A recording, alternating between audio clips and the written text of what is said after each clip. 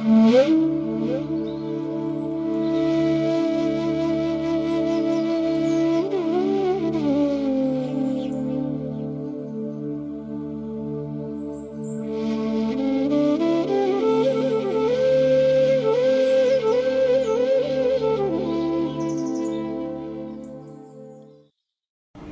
नमः श्री अतिराजाय विवेकानंद सूरये सच्चित सुख स्वरूपाय स्वामिने तापहारिणे।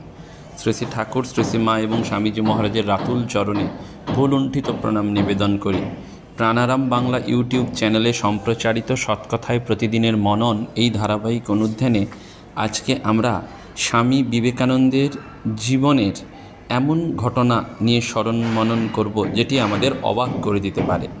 আমরা কল্পনাও করতে পারি না যে তিনি নিউ ইয়র্ক সিটির মাঝখানে একটা ময়নার সঙ্গে ইংরেজিতে কথা বলেছেন অথবা নরওয়েজিয়ান ভাষায় গান গাইছেন। এই হচ্ছেন বিবেকানন্দ।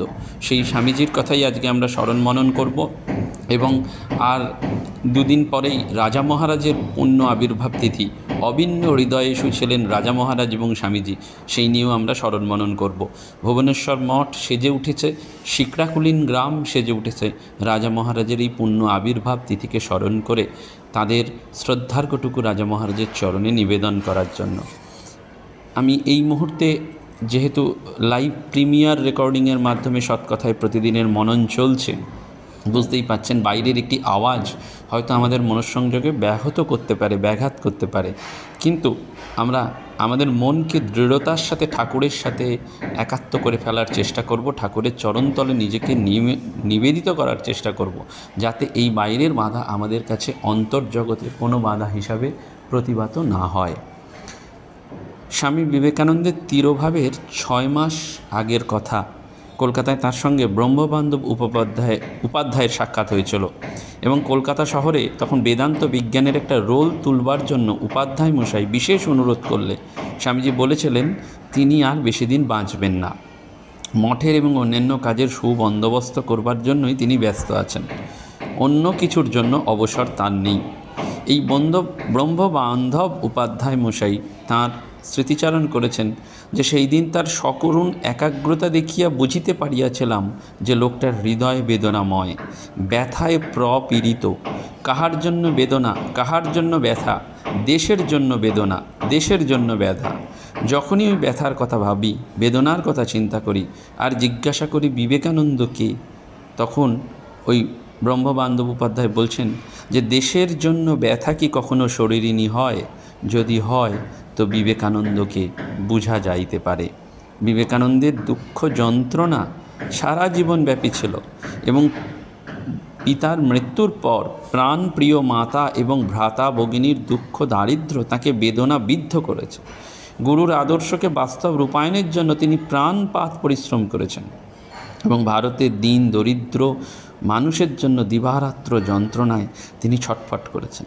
সারা জীবন তিনি যে জগতের জন্য প্রাণপাত করেছেন, সেই জগৎ তাঁর কথায় দেহের এক খাবলা মাংস কেটে নেওয়া না পর্যন্ত এক টুকরো রুটিও তাঁকে দেয়নি। কিন্তু এই তীব্র যন্ত্রণা সহ্য করেও মৃত্যুর সামনে দাঁড়িয়েও বিবেকানন্দ রঙ্গরসিকতায় মজে থেকেছেন। আসলে স্বামীজি দৈবী পুরুষ। ঠাকুরের অন্তর্দৃষ্টিতে স্বামীজি ছিলেন সপ্তর্ষির এক ঋষি, নিত্যসিদ্ধ ঈশ্বরকোটি এবং শ্রীরামকৃষ্ণ ভক্তমণ্ডলীর কাছে স্বামীজি শিবাবতার। তার অন্যান্য গুরুভাইদের কাছেও তিনি শিব। শরৎচন্দ্র চক্রবর্তী একদিন দেখলেন স্বামী ব্রহ্মানন্দজি অর্থাৎ রাজা মহারাজ 2 ঘন্টা ধরে স্বামীজির গা টিপে একেবারে গলদঘর্ম হয়েছেন। তাই তিনি রাজা মহারাজকে জিজ্ঞাসা করলেন যে মহারাজ, শুনেছি আপনি শ্রী শ্রী ঠাকুরের মানসপুত্র, স্বামীজির গুরু ভাই, কিন্তু আজ আপনাকে ডেকে ওই রকম মেসেজ করালেন কেন, বুঝতে পারছি না। তখন শুনেই রাজা মহারাজ জিভ কেটে বললেন, বলিস কি রে, সাক্ষাৎ শিব, তুই কি জানিস নে? এবং জনৈক এক ভক্তকেও স্বামী বিজ্ঞানানন্দজি একবার উপদেশ দিয়েছিলেন যে স্বামীজিকে শিবজ্ঞানে পুজো করবি। স্বামীজির মা শিবব্রত করে স্বামীজিকে পেয়েছেন। সেজন্য 1899 সালে ভক্তবীর নাগমশাই যখন স্বামীজিকে দর্শন করতে আসেন, দর্শনের শেষে তিনি বলতে থাকেন, জয় শঙ্কর জয় শঙ্কর, সাক্ষাৎ শিব দর্শন হলো, আমি দিব্যচক্ষে দেখছি, আজ সাক্ষাৎ শিবের দর্শন পেলাম। সত্যি সত্যি আমাদের মানুষের মধ্যেই শিব প্রকৃতি বা সত্য স্বরূপের যে প্রবোধিত হওয়া, সেটাই হচ্ছে সকল প্রকার নৈতিক শক্তির উৎস। এটাই মানুষকে বহু প্রলোভনের, বহু ঢেউয়ের মাঝেও অটল স্থির করে রাখে। আমরা যখন স্বামী বিবেকানন্দের জীবনের এই দিকগুলো স্মরণ মনন করি, তখন অবাক হয়ে যাই যে তার জীবন সম্পর্কে প্রচুর গবেষণা হলেও কিছু কিছু ঘটনা আমাদের অবাক করে দেয়। 10ই জানুয়ারি 2022, অর্থাৎ আজ থেকে প্রায় 2 বছর আগে, উদ্বোধন পত্রিকায় একটি অসাধারণ প্রবন্ধ উপহার দিয়েছিলেন ডায়েন মার্শাল। এই ডায়েন মার্শাল চিত্রলেখশিল্পী, শিল্পকলা ইতিহাসবিদ, মিড ওয়েস্ট আমেরিকার, এবং সেটি কাঝিংসাই পত্রিকার 2020 সংখ্যায় প্রকাশিত হয়েছিল রামকৃষ্ণ মিশন শিলং থেকে। সেটি পরবর্তীকালে অনুবাদ করেছেন পূজনীয় ব্রহ্মচারী অমল চৈতন্য মহারাজ। তো আমরা সেই গ্রামার্সি পার্কে স্বামীজির কথা স্মরণ করব। আমরা ভাবতে পারি না যে তিনি নিউ ইয়র্ক সিটির মাঝখানে একটি ময়নার সঙ্গে ইংরেজিতে কথা বলেছেন, অথবা নরওয়েজিয়ান ভাষায় গান গাইছেন। নিউ ইয়র্কে স্বামীজির অত্যন্ত অনুগত বন্ধু এবং সমর্থকদের মধ্যে একজন ছিলেন এমা সিসিলিয়া থার্সবি।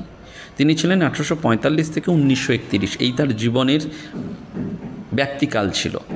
এবং তিনি ছিলেন একজন ক্লাসিক্যাল গাইয়া বা গায়িকা। 1870 থেকে 1880-র মধ্যে একজন একক কনসার্ট শিল্পী হিসাবে তিনি বিশেষ নাম করেছিলেন এবং সারা ইউরোপ ও উত্তর আমেরিকা জুড়ে তিনি ভ্রমণ করেন। তার কাছে অবিশ্বাস্য রকমের 3টি অষ্টকের ব্যাপ্তি এবং তার ছিল গায়ন ক্ষমতা। তিনি খুব সহজেই মোৎসের কঠিন অপেরা গীতগুলো গাইতে পারতেন। এবং 1879 সালে লন্ডনে তার অভিষেকের পর দি টাইমস লিখেছিল যে তার কণ্ঠ উঁচু, সহানুভূতিশীল এবং তাতে কোনো ঢং নেই। বিশেষত উঁচু সুরের ক্ষেত্রে তার স্বরক্ষেপণ খুবই স্বাভাবিক এবং সঠিক। 1895 সালের শীতকালে মিস থার্সবি এবং তার ঘনিষ্ঠ বন্ধু সারা চ্যাপম্যান বুল নিউ ইয়র্কে স্বামীজির জন্য একটা বক্তৃতার আয়োজন করেছিলেন। স্বামীজি এই সময় খুব ব্যস্ত ছিলেন, সকালে ক্লাস নেওয়া, আবার বিকালে বক্তৃতা দেওয়া। মিস থার্সবিরও এই সময়টা বিশেষ ব্যস্ততার মধ্যে কেটেছিল। তার জীবনীকার লিখছেন, বিবেকানন্দের বেদান্ত দর্শন অবশেষে তার জীবনের উদ্দেশ্য সম্পর্কে তাতে অবহিত করেছিল। তিনি এরপর থেকে সঙ্গীত সাধনাতেই ডুবেছিলেন, যে সঙ্গীতে তার অসামান্য ব্যুৎপত্তি, যে সঙ্গীতের রসে তার শুক্রবারগুলো মজেছিল, আবার সেই সঙ্গীতই তাকে ত্যাগ, করুণা এবং দয়ার মাধুর্যে মণ্ডিত করে তুলেছিল, যাতে তিনি ইতিমধ্যেই জীবনের অধিকাংশ উৎসর্গ করেছেন। এই মিস থার্সবি আগে ব্রডওয়ে ট্রাবার্নাল নামে একটা বড় চার্চে গান গেয়েছেন। 28শে জানুয়ারি সোমবার স্বামীজি মিস থার্সবির বৈঠকখানায় একটা বক্তৃতা দেন। তিনি তখন 34 নম্বর গ্রামার্সি পার্ক ইস্টে থাকতেন। এই গ্রামার্সি পার্ক হলো ম্যানহাটানের প্রথম পরিকল্পিত আবাসক্ষেত্র, যেটি প্রায় 1830 সালে শুরু হয়েছিল। এটা অনেকটা দেখতে লন্ডনের স্কোয়ারগুলোর মতন, এবং যেখানে একটা বাগানের চারদিকে লোহার বেড়া ঘেরা অনেকটা টেরেসড হাউস থাকে। এই গ্রামার্সি পার্ক হলো ম্যানহাটানের একমাত্র ব্যক্তিগত উদ্যান। এই অঞ্চলটি অভিনয় এবং অন্যান্য বিভিন্ন শিল্পের মানুষের কাছে ছিল বিখ্যাত। 34 নম্বর বাড়িটা এখন ইস্ট 20 নম্বর স্ট্রিট এবং গ্রামার্সি পার্কের কোণে স্বমহিমায় দাঁড়িয়ে আছে। এই বাড়িটিতেই 1883 সালে নির্মিত হয়েছিল এবং নিউ ইয়র্কের তৎকালীন অ্যাপার্টমেন্টগুলোর মধ্যে অন্যতম, যার নিজস্ব ওটিস লিফট ছিল। এই পুরনো লিফটটি, যেটি হয়তো স্বামীজি ব্যবহার করেছিলেন, সেটি পরে 1995 সালে বদলে ফেলা হয়। দ্য ব্রুকলেন ডেইলি এজ 27শে জুলাই 1924 সেখানে মিস থার্সবি এবং তার সবচেয়ে বিখ্যাত ছাত্র জেরাল্ডিন ফারার সম্বন্ধে একটা লেখা প্রকাশ করে। এতে তার কনসার্টের কর্মজীবন, কণ্ঠ এবং গ্রামার্সি পার্কের বৈঠকখানায় তার পরিশীলিত জীবনের কথা জানিয়ে বলা যায় যে গ্রামার্সি পার্ক হাতে গোনা কয়েকটি জায়গার অন্যতম, যেখানে পুরনো নিউ ইয়র্কের আকর্ষণ অনেকেই অনুভব করত।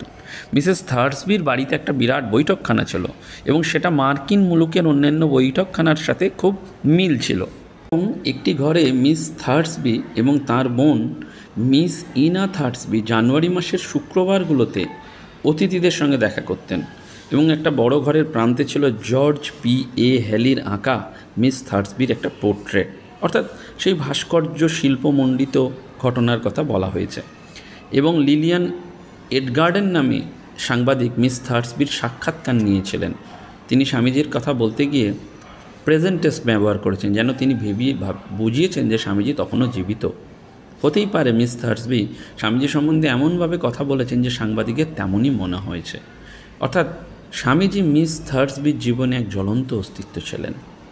এই এমা থার্সবি এবং সারা বুল যে শুধু বন্ধু হিসাবে পরস্পর যুক্ত ছিলেন তা নয়, তারা শিল্পী হিসাবেও যুক্ত ছিলেন। তারা ছিলেন যেন সঙ্গীত তুতো বোন। 1870 সালের গোড়ার দিকে মিস থার্সবি এবং নরওয়ের ভায়োলিন শিল্পী অলি বুল বেশ কিছু কনসার্টে একসঙ্গে অংশগ্রহণ করেন। অলির স্ত্রী সারা পিয়ানোয় তাদের সঙ্গে সঙ্গত করতে পারেন এবং মঞ্চে না হলেও তাঁর বাড়িতে ঘণ্টার পর ঘণ্টা মহড়া দিয়েছেন। স্বামীজি প্রায়ই এই সারা বুলের কেমব্রিজ এবং ম্যাসাচুসেটসের বাড়িতে অতিথি হিসাবে আমন্ত্রিত থাকতেন। ইলেকট্রনিক যুগ তো তখন ছিল না, কিন্তু সেখানেও সেই মধ্যবর্তী বাড়িতে পিয়ানোর একটা বড় ভূমিকা ছিল এবং পিয়ানো ছিল বাড়ির মতোই গুরুত্বপূর্ণ। যদিও স্বামীজি মাঝে মাঝেই অনুযোগ করতেন যে পপ গায়করা শুধু পিয়ানো চাপড়ে থাকেন, কিন্তু এই মিস থার্সবি এবং মিসেস বুলির বাড়িতে যে সঙ্গীত চর্চা হতো সেটা উচ্চ মার্গের। স্বামীজি এবং মিস থার্সবির মধ্যে সঙ্গীত বিষয়ে আদান প্রদানের কথা ভাবলেই আমাদের রোমাঞ্চ হয়, কারণ স্বামীজি থেকে শিখিয়েছিলেন ভারতীয় সঙ্গীতের ধারা। আর তিনিও স্বামীজিকে নরওয়েজিয়ান শিল্পী অ্যাওয়ার্ড গ্রেগের কিছু গান শিখিয়েছিলেন। গ্রেগ তখন তরুণ, তখন অলি বুল তাকে গান শিখিয়েছিলেন। এই অলি বুলের মৃত্যুর পর সারা তার নরওয়ের সহকর্মী এবং শিল্পীদের সঙ্গে যোগাযোগ রাখতেন। 1895 সালের মধ্যেই গ্রেগ নরওয়ের একজন বিখ্যাত সুরকার হিসাবে নাম করে ফেলেছিলেন এবং তার শৈলীটি ছিল যে রোম্যান্টিক এবং জাতীয়তাবাদী ধরনের, যা স্বামীজির সঙ্গীত বোধের সঙ্গে বেশ মিলে যায়। এবং স্বামীজি কী কী গান অভ্যাস করেছিলেন তারও একটা উল্লেখ পাওয়া যেতে পারে। স্বামীজি 34 নম্বর এই গ্রামার্সি পার্কে অনেকবার এসেছিলেন, আর সেখানেই তিনি ময়নার সাথে পরিচিত হন। কেননা ঘর গৃহস্থালী শাসন এই ময়নাই করতেন। বলা হচ্ছে ময়না রুলড দ্য হাউস হোল্ড। এই ময়না ছিল অদ্ভুত একটি পাখি এবং অদ্ভুত ব্যক্তিত্ব। সে ব্যাকরণসম্মতভাবে কথা বলতো এবং এমন সাবলীল ভাষায় ইংরেজি, ফরাসি, জার্মান, মালয় এবং চীনা এই 5টা ভাষায় কথা বলতো যে সেটা কখনো কখনো অস্বস্তিকর হয়ে দাঁড়াতো। সে গান গাইতে পারত, ব্যঞ্জোর অনুকরণ করতে পারত, আবার পিয়ানোর উপর লাফিয়ে লাফিয়ে সুর বাজাতে পারত। এই ময়নাটি ছিল বাকপটু, অদ্ভুত জ্ঞানী, অহংকারী এবং নাক উঁচু। ময়নার নিজের একটা ঘর ছিল, আর তার সঙ্গে পোষ্যের মতন ব্যবহার না করে একটা শিশুর মতন ব্যবহার করা হতো। স্বামীজি পশু পাখি ভালোবাসতেন। তিনি ময়নার সঙ্গে পুরনো বন্ধুর মতন কথা বলেছেন এবং মিস থার্সবি ময়নাকে 1887 সালে জার্মানির এমসে দত্তক নেন। চীনে জার্মানির যে দূত ছিলেন তিনি পাখিটিকে ভারতে সংগ্রহ করেন এবং সেটি মিস থার্সবিকে দিয়ে দেন। দেওয়ার পর পাখিটিকে মিস থার্সবির সঙ্গেই থাকতে হতো এবং এরপর থেকেই ময়না মিস থার্সবিকে মাম্মা বলে ডাকত। মিস থার্সবি যেখানেই যেতেন ময়না তার সঙ্গে যেত এবং তারা যখন গ্রিন একরের মতন জায়গায় যেতেন তখন ময়নাকে উন্মুক্ত আকাশে ছেড়ে দিতেন। এবং সারা যে ফার্মারের, তিনিও স্বামীজির একজন বিদেশি অনুরক্ত শিষ্য ছিলেন, তার খুব প্রিয় পাখি ছিল ময়না এবং তিনি এই পাখিটির প্রশংসা করে একটা চিঠিও লিখেছিলেন। স্বামীজি 1894 সালে গ্রিন একরে এই ময়নাকে দেখেছিলেন এবং স্বামী অবেদানন্দ দেখেছিলেন 1898। ময়না সারাবুলের গ্রিন একরের এবং কেমব্রিজের বাড়িতে বেশ সমাদর পেত। সে জানলা দিয়ে ছেলে মেয়েদের দেখত এবং বলতো, মাম্মা মাম্মা আমি বেরোতে চাই, এক্ষুনি চলে আসবো। মিস থার্সবি অবশ্য কখনোই তা অনুমোদন করতেন না, কারণ ময়না যদি একবার গ্রামার্সি পার্কে হারিয়ে যায় তাহলে তাকে খুঁজে পাওয়া বেশ বেগ হবে। ওয়াশিংটন ডিসির একটি পত্রিকা ইভিনিং টাইমস তাদের একটি প্রবন্ধে লিখেছিল যে স্বামী বিবেকানন্দ এবং অবেদানন্দ দুজনই এই ময়নার তারিফ করেছেন এবং এই পত্রিকা লিখেছিল, এটি সত্যি বিস্ময়, লাল রামের পবিত্র আঙুলে বসার জন্য উপযুক্ত পাখি বটে, তার শান্তি হোক। যদিও ছাপার অক্ষরে এটা পড়তে ভালো লাগে, স্বামীজি ময়নাকে প্রশংসা করেছেন, তবুও তিনি লাল রাও বলে কোনো এক দেবতার উদ্দেশ্যে প্রণতি জানিয়েছেন।